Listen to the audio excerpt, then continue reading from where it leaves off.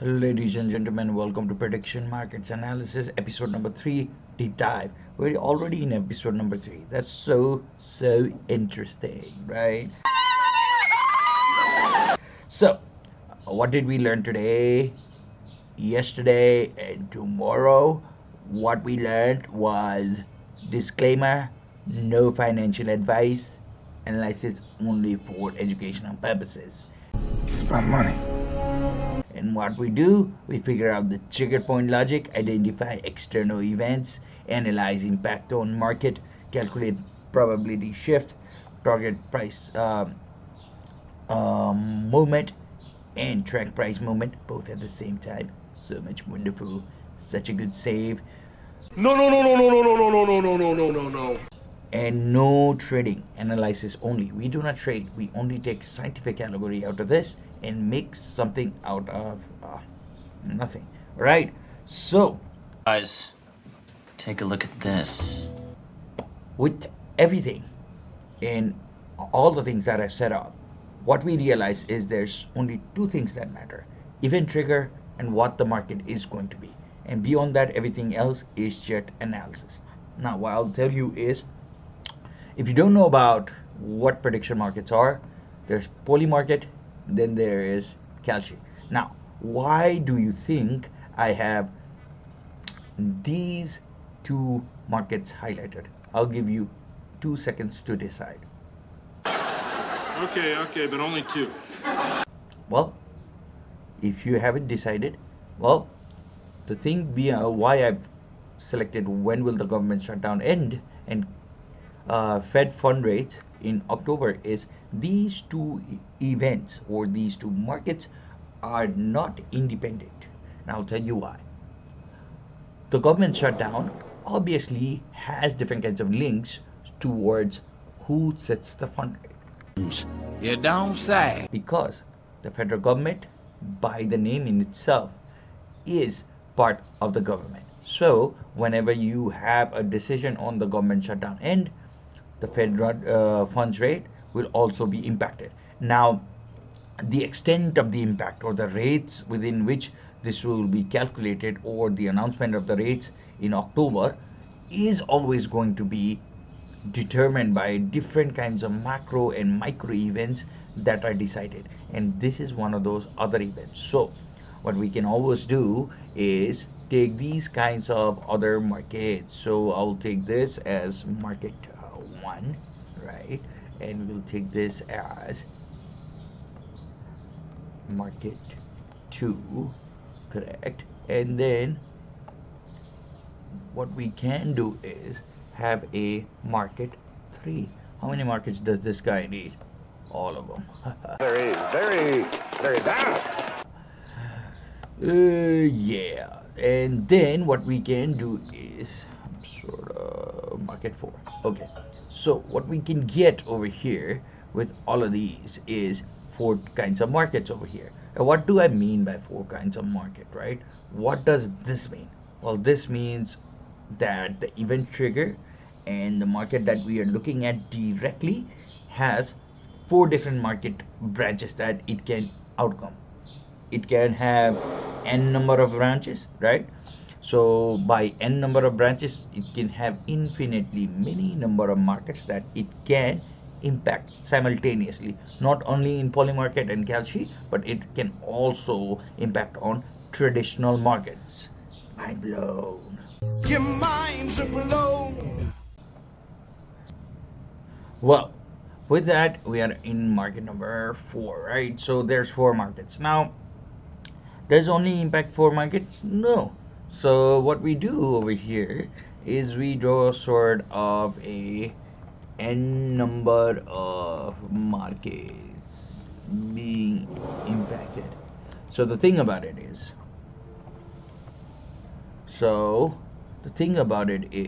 what we do is we sort of bring it over here. It makes it more okay.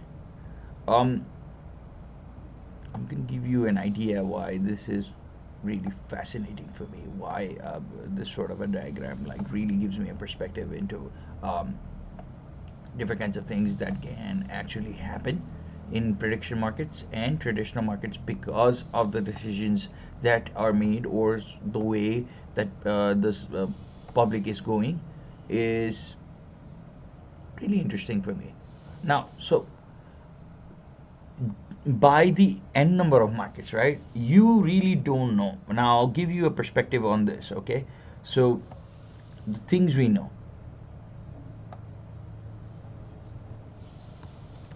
Number of markets that are impacted,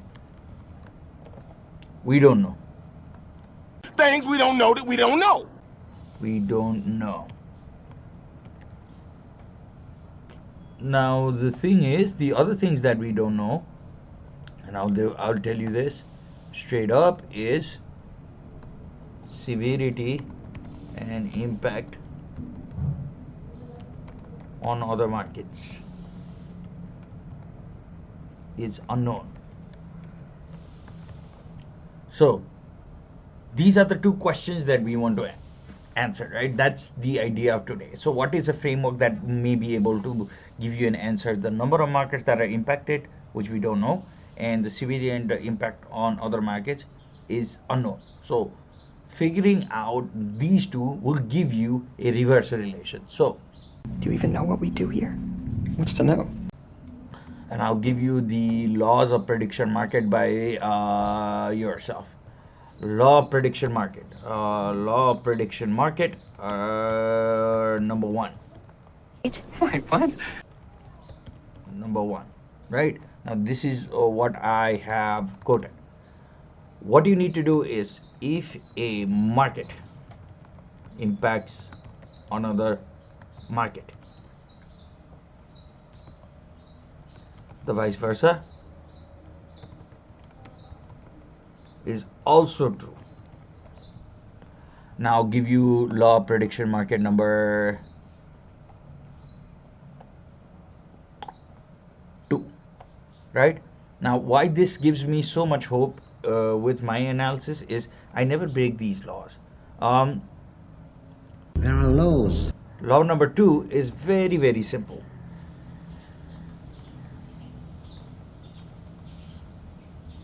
Number of markets impacted by one market can be n number of markets. Okay. Now, the third law, and this is my most fun law, right? Here comes Isaac Newton, right? Something interesting is gonna happen here. The number 3. Now, this is the most impacted. This is the most important part. Severity and impact on other markets by said market is unknown. That's simple. That's simple. Now, why I set these laws is we are about to break them, right? Are you saying we should break the law? So we can't break law number 1. That's basically the analysis behind why any event happens, right? Because you can always have the idea that if there is a market or there is a human event that is related to economy, it's always going to relate to other economical factors. Now, number 2 can always say there can be n number of things, right? So let's say n is a way to just say x. I could put n to x. Why we say n is because n relates to a number. That's what I have been traditionally raised up as a mathematician to call. Whenever there is a infinite number of possibilities, I say n. Whenever it relates to a number. Then there is the law number 3, right? Severity and impact on other markets by said market is unknown. So you can't actually go and say this graph, right? The way it's impacting other markets and the way it's being impacted. These numbers are going up and down. All these people that are going yes and no, this is always going to be unknown, and we can always write it down with a um equation. But then there is law number 4, and that gives us the idea why, and the reason why we can always have a idea that, okay, law number 4 means we can break these rules. So I'm gonna write it down really slowly that you can understand.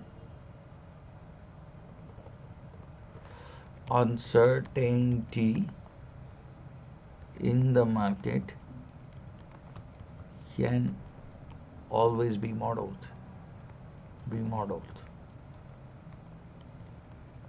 but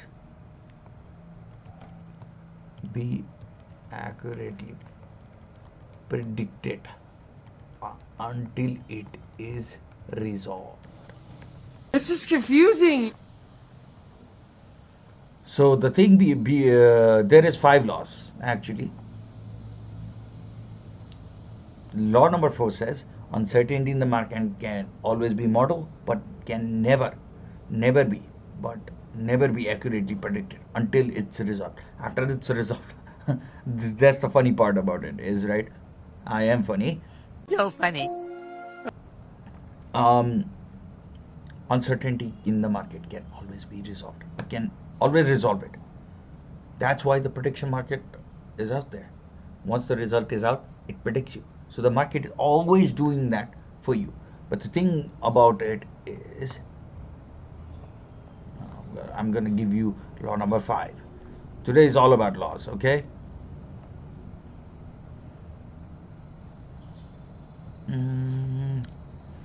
Let's see.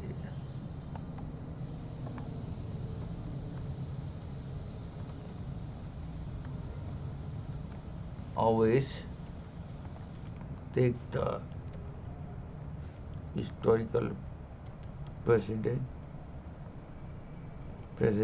of prediction.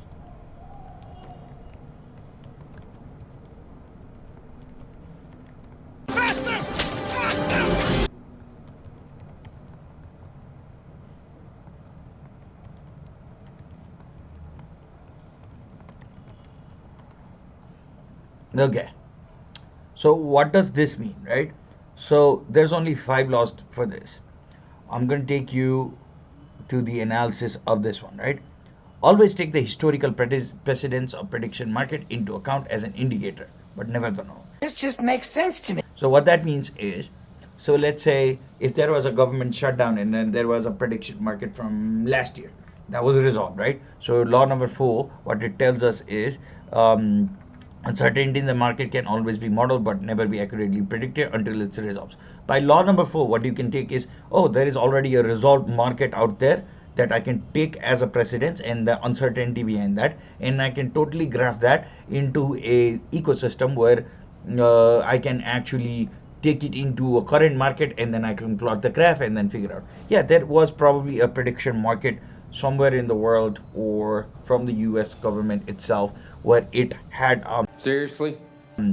when will the government shutdown end sort of a prediction, and they had sort of a volume like this, and they had yes or a no answer somewhere. There is always similar to something like Fed rates, Fed fund rates in October. So there was one in September as well.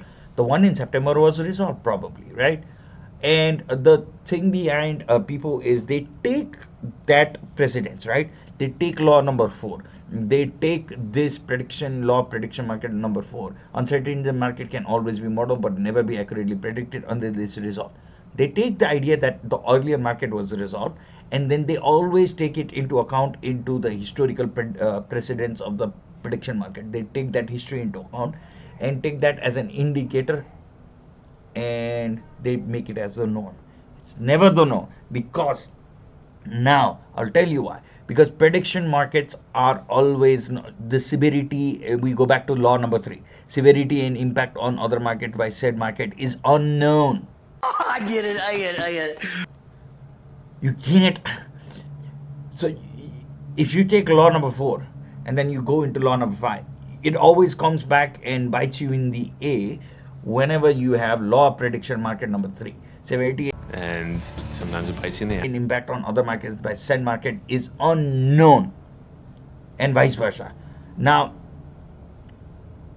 what this relates to is law number 1 as well. If a market impacts on another market, the vice versa is also true. And law number 2 also says number of market impacted by one market can be n number of markets. So that means this 5 laws of prediction market, right, defines everything with which I've been analyzing all the scientific perspective of the prediction markets. These 5 laws, right? These 5 laws are the cornerstone with which I think every person who's looking at the prediction market should study the prediction market. And I think the laws of prediction market should always be governed by these 5 things, because without these 5 things, I think you will go crazy with the amount of financial pressures that are building upon any kind of a person. These 5 laws will always be impactful for any kinds of prediction that you make, because first of all, first law says if a market impact on another market, the vice versa is also true. Impacts, all right, if I want to make it into a grammatical thing, I want to be a grammar person, right? So law Grammar. of prediction market number 2, number of markets impacted by one market can be n number of markets. So you can have n number of market. You can name in 1 2 3 a b c d e, any kind of a law. There is law number 3, severity impact on other markets by said market is unknown, right? So law of prediction market number 4, uncertainty in the market can always be modeled but never be accurately predicted until it's resolved. The law of prediction market number 5, always take the historical precedent of prediction market into account as an indicator but never the norm. So yeah, take these laws and apply them to your prediction market analysis, scientific or the otherwise, and then see how the results of that actually impact you. And with that, we're at the end of episode number 3. I love terrible coffee. I hope to see you in future episodes and we can take this further. So I'm taking you step by step with all of this. I'm taking it piece by piece. I'm making sure that everybody understands it from a scientific perspective. In the first episode that we were talking about, it was all about figuring out the trigger point logic, figuring out how this loop works, and we set up the loop, right? We brought up the core analysis framework. In episode number 2, it was all about understanding the different parts of the loop and figuring out the use cases behind it. Is this still going on? And then figuring out how we can take that use case and then make something out of a simple use case, right? And then this is all about figuring out laws of prediction market. There's only 5 laws. With that, we're at the end of the episode, and I hope to see you in episode number 4, 5, 6, 7, 8, 9, 10. See you. Bye.